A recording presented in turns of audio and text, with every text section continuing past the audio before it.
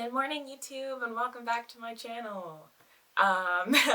If you're new here, because this is going to be an astrology type of video, so it might bring in new viewers, then hi, I'm Summer. I'm currently filming vlogmas videos every single day. On my channel, I mainly just vlog all of the concerts that I go to, lifestyle stuff, just anything fun, like my day-to-day life. A lot of follow me around type vlogging. So today, my video for Vlogmas is going to be about the astrology of Christmas this year, which I thought was a really fun topic, and I haven't seen any videos about it. I thought about it because I was like, first of all, I haven't made an astrology video in a really long time, and I went on a whole mental thing the other day where I was like, you know what, I wonder what the planets are going to be for Christmas. It wouldn't be the first year that I looked at what the planets were on Christmas or during Christmas time. If I had a good time, if I had a bad time, whatever the tensions were or the happiness was in the air, I've looked at the astrology of past Christmases, but I hadn't looked at the astrology for this Christmas. I have a whole, it's not syncing to my laptop for some reason, but I have a very long note here about basically all of the transits and aspects and everything that I could come up with at 2:30 a.m. last night. So if I look down at my phone, that's why. It's because my notes are on here as well as everything. But I think I'm also going to be putting some visuals on screen. So the first thing that I'm going to do is go through the day chart for Christmas this year. Later on in this video, I'm going to make a touch point about what sign will be ascending depending on what time you were to open presents Christmas morning. So that's kind of like the main thing that I think that I'll be talking about in depth, but first I just want to go over the basic placements and then aspects. So what we see on Christmas morning, let's go through Big Five first. We have a sun in 3 degrees Capricorn, moon in 15 degrees Virgo, Mercury in 18 degrees Capricorn, Venus in 25 degrees Capricorn, Mars in 8 degrees Sag, the big five right there. I guess I should say Sagittarius, but Sag, y'all know what I mean. So we see that stellium in the sky between the Sun, Mercury, and Venus, and then Venus and Mercury are in, I believe, a conjunction, and then Venus is retrograde. So some of the more the planets that we might feel more during this time are the planets that are going to be in retrograde, because then their influence is magnified. So the planets in the sky that are retrograde right now are Venus, Uranus, and I believe that's it, which is actually pretty good. Mercury isn't going to be retrograde yet. That is in January. But you might still feel the effects of a Mercury retrograde a little bit because of shadow period. I'm not 100% sure when that starts, so let's look it up together. Okay, so shadow period for January's Mercury retrograde begins the 28th of December this year. So we're not in that zone, but just bear that in mind that Mercury is about to start slowing down to backspin. Okay, so let's go through the rest of the chart. We have Jupiter in 29 degrees Aquarius, Saturn in 11 degrees Aquarius, Uranus in 11 degrees Taurus. Yeah, we're gonna get into that in a second. Neptune in 20 degrees Pisces. Pluto in 25 degrees Capricorn. That's another touchstone that we're gonna have to hit in this video. The North Node is in 1 degree Gemini currently. And Chiron is in 8 degrees Aries, but it's not retrograde or anything. So that is good.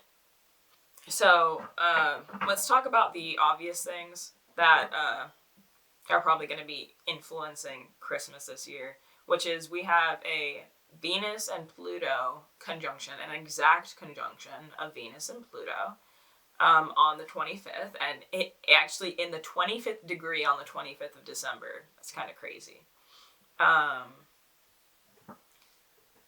And I believe that this would be probably the whole day, but definitely as of 8 a.m., which is what my base chart, that's the time that I use for the base chart.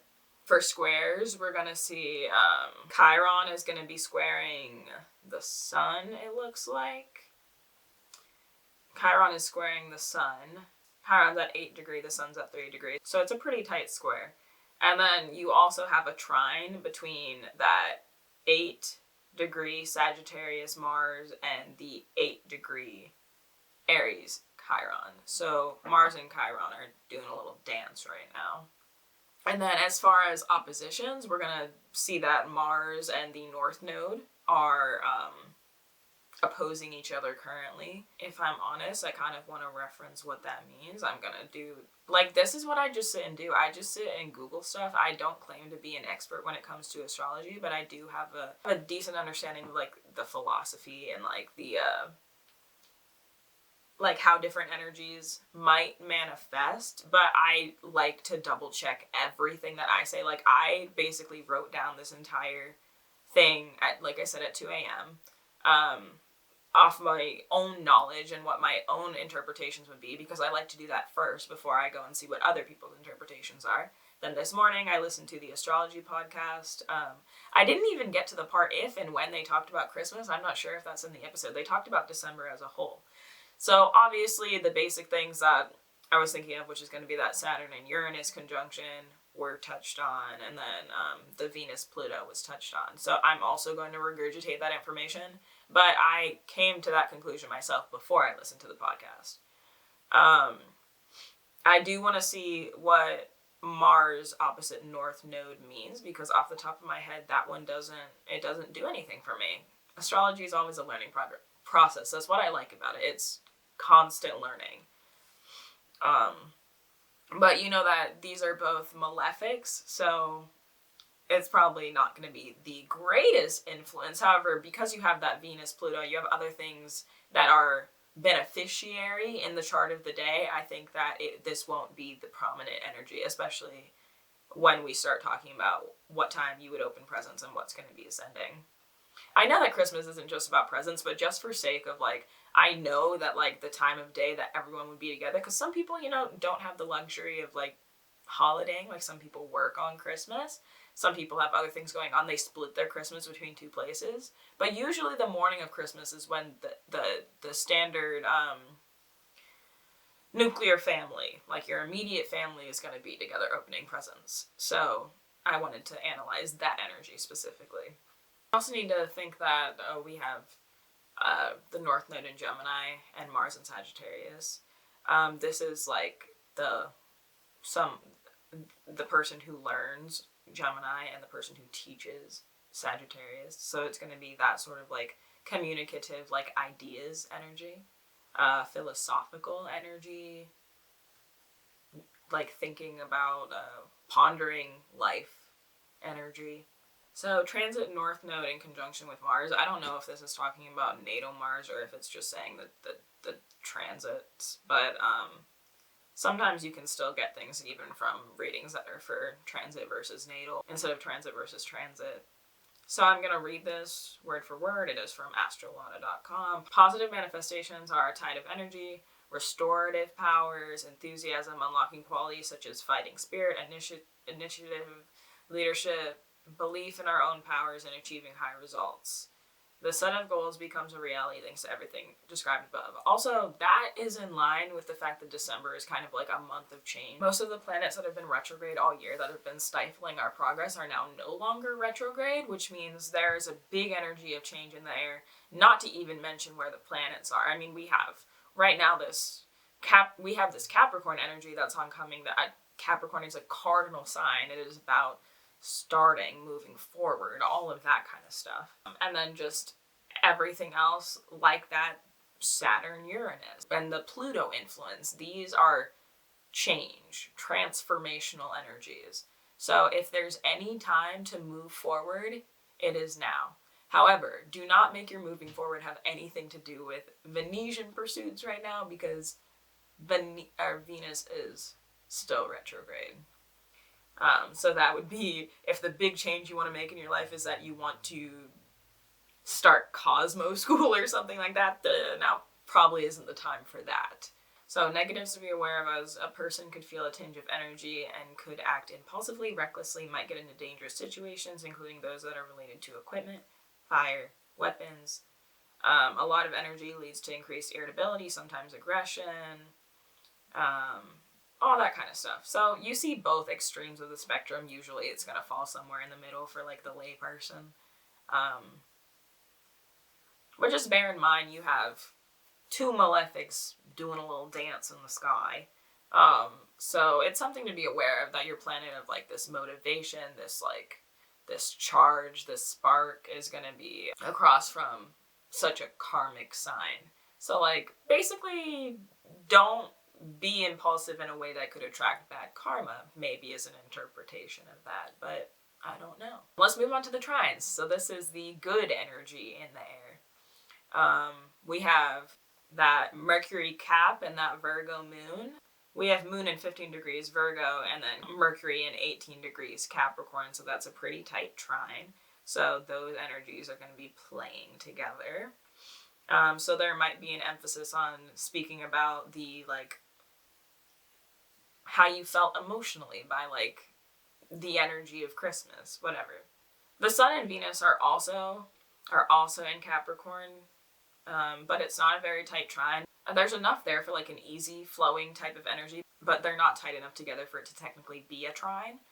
But if you just go by sign astrology, they're technically in trining signs. That being said, astrology is about math, so make sure you look at those degrees. They're very important. We have Uranus trining the Sun and the Moon, and that Uranus is retrograde, so that influence is strong.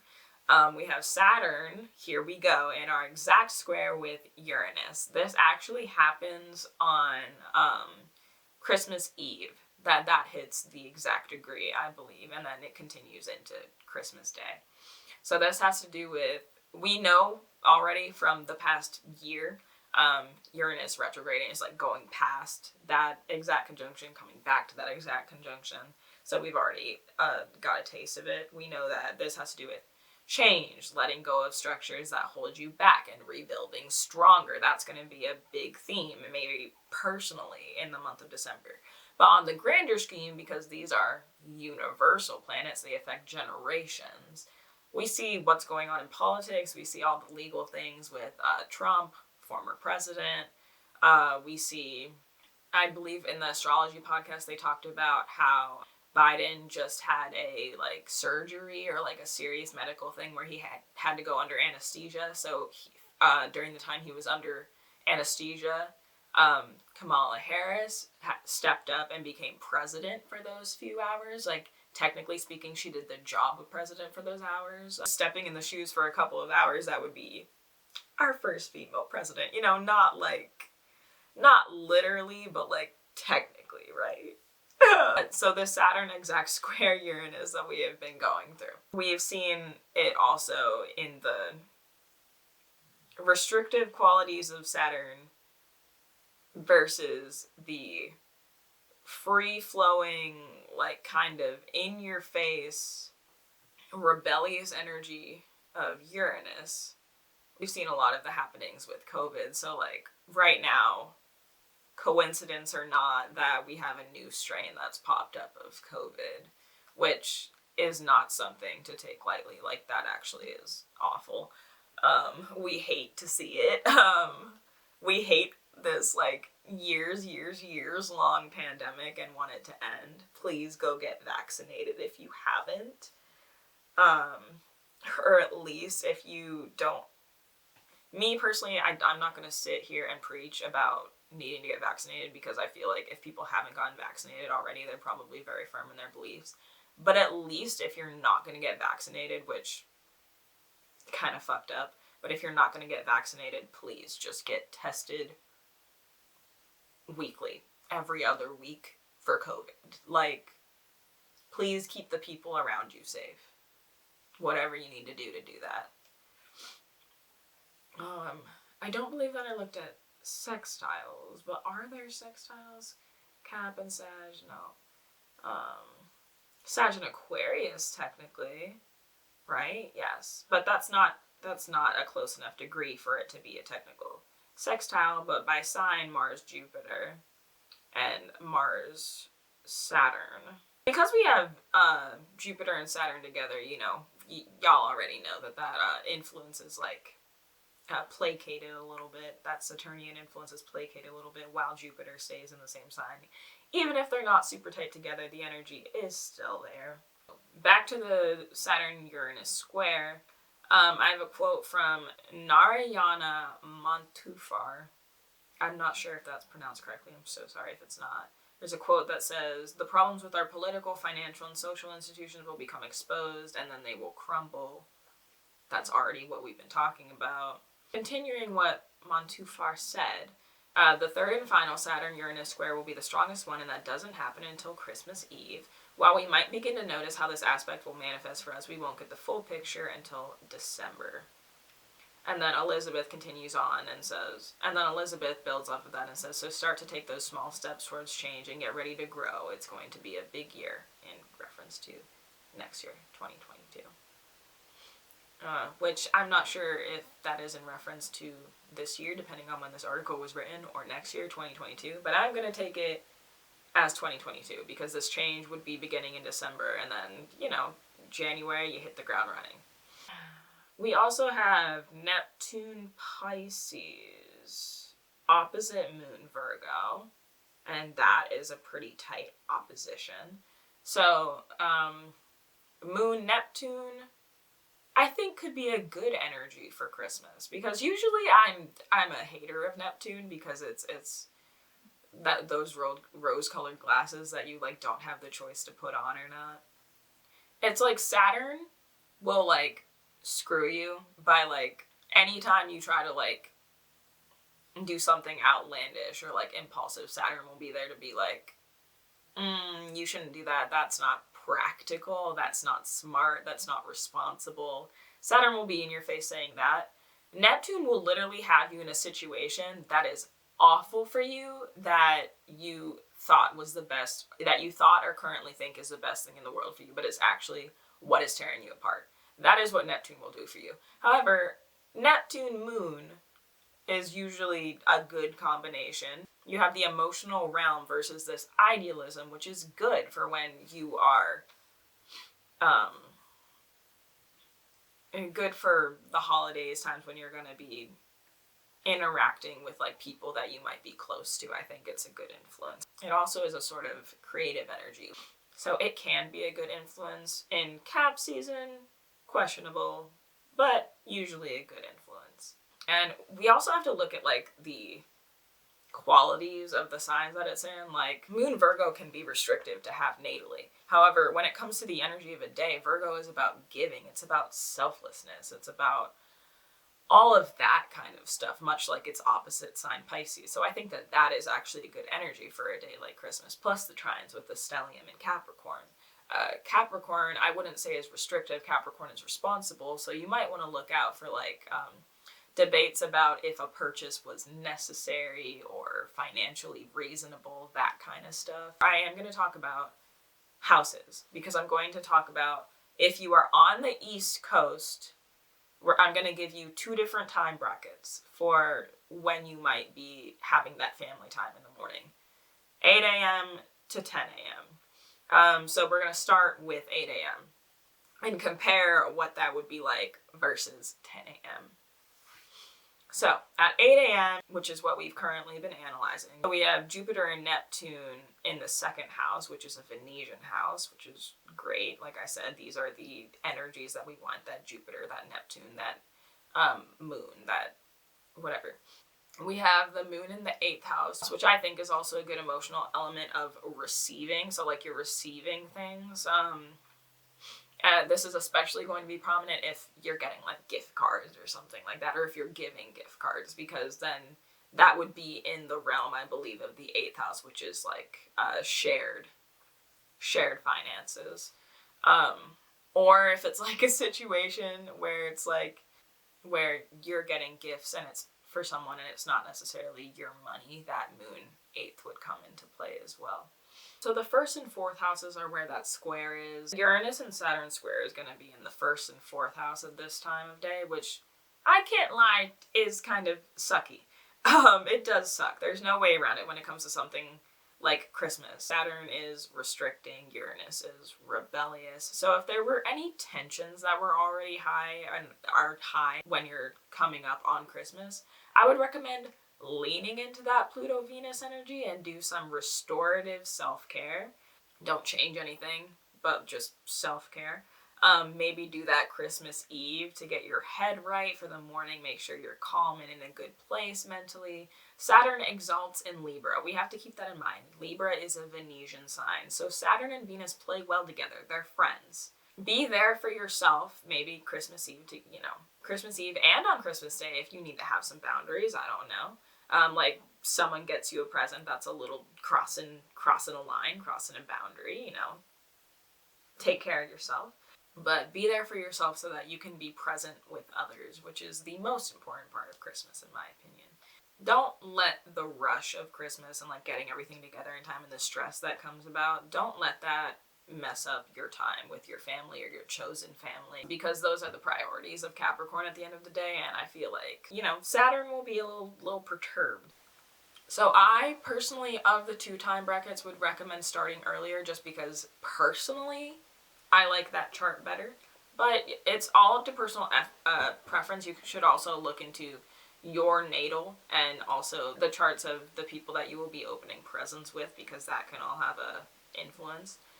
But I personally would recommend starting earlier if you worry that you might lose presents, be missing presents because of that 12th house energy. That would be really strong during the 10 a.m. bracket.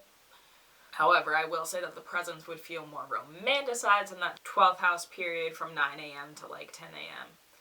At 8, you have that all as first house energy, which I personally think is good when it comes to if you want to feel good about receiving and have a positive feeling when it comes to receiving things. 12th house energy isn't the best, I would say, for that. The first house seems more inclined to that.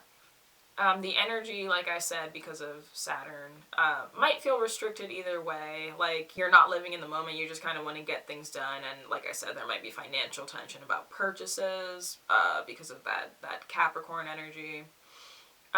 You would still feel that with Aqua, but in my personal opinion, I think you would feel it less. I think that expect the unexpected with that Aquarius rising at the 10 a.m. bracket, I think that could be fun for gifts time. However, you have to keep in mind that you probably don't want more Uranian energy when you already have that square going on. But, to each their own. I personally, when I have too much Uranian energy and Aquarius energy going on, I kind of just fall apart, so I don't prefer that. But we'll see if I can even get everyone up, especially my boyfriend, by 8 a.m. It will depend. So I think that Uranus is inclined to give more unexpected reactions than unexpected presents, so I'm not sure if it's the right thing to say that expect the unexpected would be good for gifts time, because that's more when Venus rules.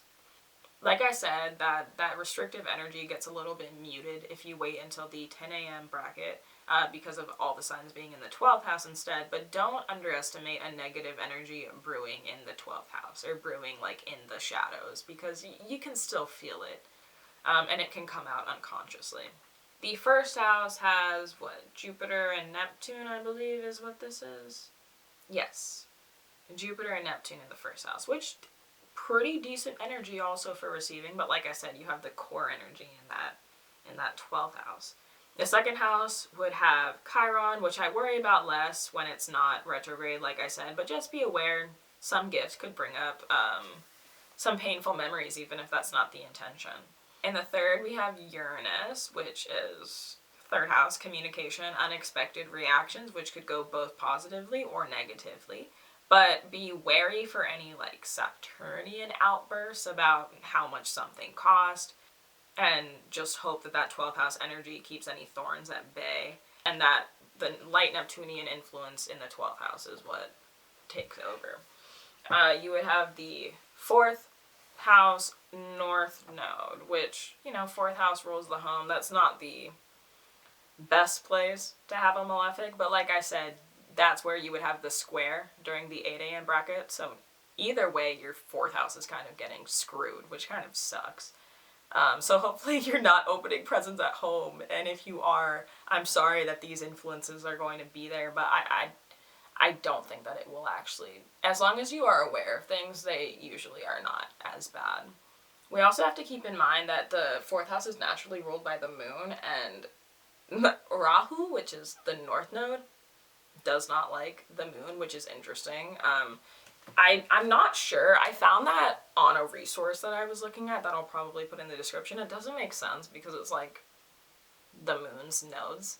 But apparently they're not friends, according to this source. Rahu, however, does like Venus. So we have, you know, like I said, that Venus-Pluto energy strong, which I guess I haven't really explained that Pluto amplifies anything. Pluto makes things more intense. So Pluto is intensifying the influence of Venus, which is good.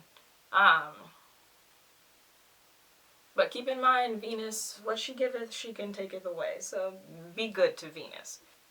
And then Rahu is also just generally unhappy right now in the sky because it is debilitated. It is in the sign of Gemini when it likes to be in the sign of Sagittarius. During this time you have a 7th house moon instead of an 8th house moon. I personally think a 7th house moon is actually better because that would invoke feeling very connected to the people around you, like your family, and feeling emotionally calm and stuff like that. You have Mars in the 10th house. I don't really have anything big to say about that. The 10th house is like your career, but it's also just your outwardly, like, how you appear to, like, the world. So just be aware if you're, like, sharing what you got, it might come off in an aggressive light to other people. Yet people might get the wrong impression and think that you're trying to, brag. So you might want to wait until a little bit later in the day if you wanted to share what you got with people. The sun in the 11th house is actually really fun. That's fun. Yeah, you have to keep in mind that the 11th house is naturally ruled by Aquarius. Like I said, you're adding to that Uranian influence, but that's a personal choice. In the 12th house, we would see Mercury, Venus, and Pluto. I don't know if Neptune would love a housewarming party on Christmas.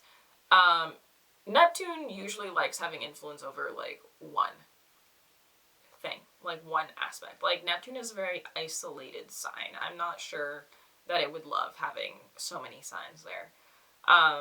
But keep in mind, Venus, already amplified by Pluto, exalts in Pisces. So, once again, lean into Venetian things. If you're going to be opening things around 9 to 10 a.m., take that extra time that you have where you're not going to be doing things as early in the day and use that time to shower, do some makeup, dress up nice for the time that you're going to be spending with people. If we want to talk about some mythology, some philosophy here, Neptune likes Pluto, mythologically speaking. Not only Venus, but, so Venus isn't only going to do well here, also Pluto is going to do well here. Mythologically speaking, Neptune and Pluto are brothers, and Jupiter is also their brother. So that, Jupiter obviously rules the excess, in which is gift giving. Let me just, like, check privilege real quick here. Not everyone has an excess of presents on, has an excess of anything on Christmas. You know, I'm lucky. That's not the case everywhere. And I'm fully aware of that as I say this. However, Christmas is, as we know, a capitalism holiday. So I think it's safe to say that Jupiter is chillin', right? Jupiter loves just, like, big everything, bring it all, expansive, like, that kind of stuff. And Neptune's father would actually be Saturn. View that as, Neptune's father, Saturn, is also coming to the party, and that could go good or go bad.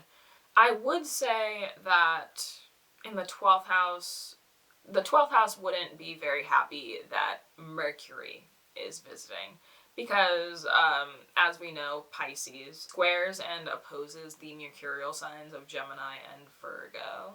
And then it is also debilitated in the sign of Virgo, so bear all of that in mind.